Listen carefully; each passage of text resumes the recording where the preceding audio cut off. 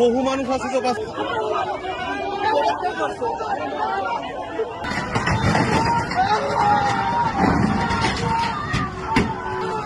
অবশেষে সামনে এলো সেই আলোচিত বাস দুর্ঘটনার আসল কারণ। জানা গেল বাস চালকের আসল পরিচয়। হ্যাঁ দর্শক, দৌলতদিয়া ফেরিঘাটে পদ্মা নদীতে সৌহার্দ্য পরিবহনের বাসটি তলিয়ে যাওয়ার যে মর্মান্তিক দৃশ্য পুরো দেশকে স্তব্ধ করে দিয়েছিল, সেই ঘটনার সবচেয়ে বড় রহস্যের জট এবার খুলে গেছে। সাধারণত যখনই কোনো বড় সড়ক বা নৌ দুর্ঘটনা ঘটে, আমাদের সমাজের প্রথম আঙুলটি ওঠে চালকের দিকে। সোশ্যাল মিডিয়ায় মুহূর্তের মধ্যেই দাবানলের মতো ছড়িয়ে পড়ে নানা মুখরোচক গুঞ্জন। কেউ বলে চালক ঘুমিয়েছিলেন, কেউ বলে হেলপারের হাতে গাড়ি দিয়ে তিনি নিজেই নিচে নেমেছিলেন, আবার কেউ দাবি করেন চালক ইচ্ছে করেই যাত্রীদের মৃত্যুর মুখে ঠেলে দিয়ে পালিয়েছেন। গত 25শে মার্চের সেই ভয়াবহ ঘটনার পর সৌহার্দ্য পরিবহনকে নিয়ে ঠিক এমনটাই ঘটেছিল। ইউটিউব এবং ফেসবুকের পাতায় পাতায় রটে গিয়েছিল চালক নাকি পান খাওয়ার জন্য বাস থেকে নেমেছিলেন, আর সেই সুযোগে আনাড়ি হেলপার বাসটি চালাতে গিয়ে পদ্মার অতল গহ্বরে নামিয়ে দিয়েছে। কিন্তু দর্শক, সত্য কি সত্যিই এতটা সরল, নাকি এই অপপ্রচারের আড়ালে লুকিয়ে আছে অন্য কোনো হৃদয় বিদারক গল্প? খবরের গভীরে যাওয়ার আগে চলুন সেই বিভীষিকাময় মুহূর্তটির দিকে একটু ফিরে তাকাই। বাংলাদেশের ফেরিঘাটগুলোতে গাড়ি পারাপারের সময় একটি অত্যন্ত বিপজ্জনক কিন্তু প্রচলিত সংস্কৃতি আমরা সব সময় দেখে আসছি। অনেক সময় মূল চালক দীর্ঘক্ষণ গাড়ি চালিয়ে ক্লান্ত হয়ে পড়েন। ফেরিতে ওঠার দীর্ঘ সিরিয়াল দেখে তিনি ভাবেন এইটুকু পথ তো হেলপারই পার করে দিতে পারবে।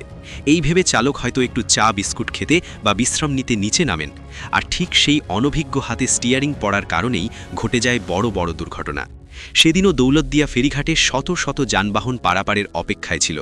বাসের ভেতর যাত্রীদের চোখে মুখে ছিল আপনজনের কাছে ফেরার তাড়া, কারোর চোখে হয়তো ছিল ক্লান্তির ঘুম। ঠিক সেই মুহূর্তেই ঘটে যায় দেশের পরিবহন ইতিহাসের অন্যতম এক বড় ট্র্যাজেডি। সৌহার্দ্য পরিবহনের সেই যাত্রীবাহী বাসটি যখন পন্টন বিয়ে ফেরিতে ওঠার জন্য এগুচ্ছিল, তখন আচমকা সেটি নিয়ন্ত্রণ হারিয়ে ফেলে। চোখের পলকে বাসটি পন্টন থেকে ছিটকে গিয়ে সরাসরি উত্তাল পদ্মার স্রোতে তলিয়ে যায়। তীরে দাঁড়িয়ে থাকা শত শত মানুষ তখন চিৎকার করছিলেন, কিন্তু কারও কিছু করার ছিল না। চোখের সামনে জীবন্ত কতগুলো মানুষ পানির নিচে অদৃশ্য হয়ে যাওয়ার সেই দৃশ্য যারা সচক্ষে দেখেছেন, তারা আজও আতঙ্কে শিউরে উঠছেন। খবর পাওয়ার সাথে সাথে ফায়ার সার্ভিস, নৌ পুলিশ এবং দক্ষ ডুবুরি দল ঘটনাস্থলে পৌঁছায়। শুরু হয় এক শ্বাসরুদ্ধকর উদ্ধার অভিযান। কিন্তু এই অভিযানের সমান্তরালে সাধারণ মানুষের মনে এবং সোশ্যাল মিডিয়ায় একটি প্রশ্নই বারবার ঘুরপাক খাচ্ছিল। সেদিন স্টিয়ারিং হুইলে আসলে কে বসেছিল? অভিজ্ঞ চালক নাকি সেরেফ একজন হেলপার? সোশ্যাল মিডিয়ায় একদল মানুষ নিশ্চিতভাবে দাবি করতে শুরু করেন যে এটি চালকের গাফিলতি। তাদের দাবি ছিল বাসটি পন্টনের উপর রেখে নিচে নেমেছিলেন। কিন্তু আইন শৃঙ্খলা রক্ষাকারী বাহিনী এবং উদ্ধারকারী দলের চূড়ান্ত তদন্তে যে তথ্য বেরিয়ে এসেছে, তা এই সমস্ত সস্তা গুঞ্জনকে এক নিমিষেই ধুলোয় মিশিয়ে দিয়েছে। সরকারি নথিপত্র এবং তদন্ত রিপোর্ট বলছে বাসটির স্টিয়ারিংয়ে কোনো অনভিজ্ঞ হেলপার ছিল না। বাসটি চালাচ্ছিলেন খোদ মূল চালক, যার নাম আরমান খান।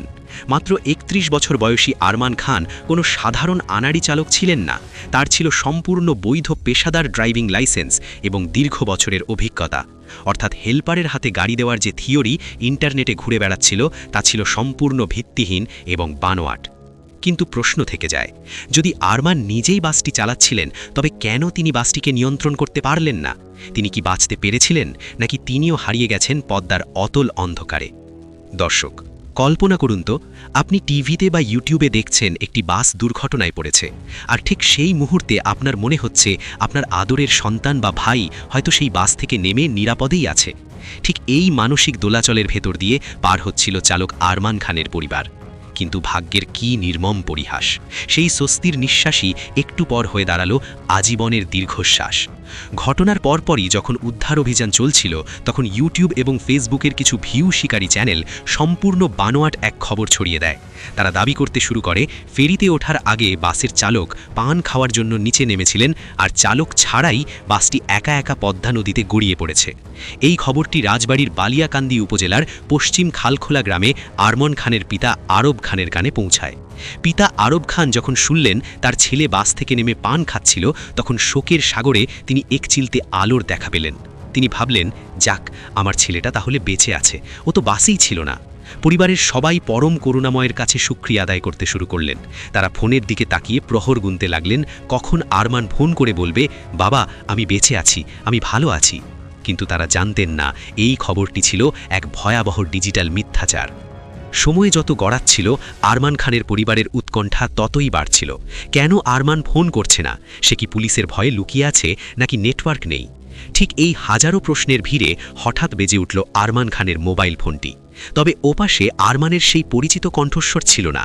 ফোনটি ছিল প্রশাসনের একজন কর্মকর্তার। খুবই ভারাক্রান্ত কণ্ঠে ওপাশ থেকে জানানো হলো, আপনার ছেলেকে আমরা পেয়েছি, তবে জীবিত নয়।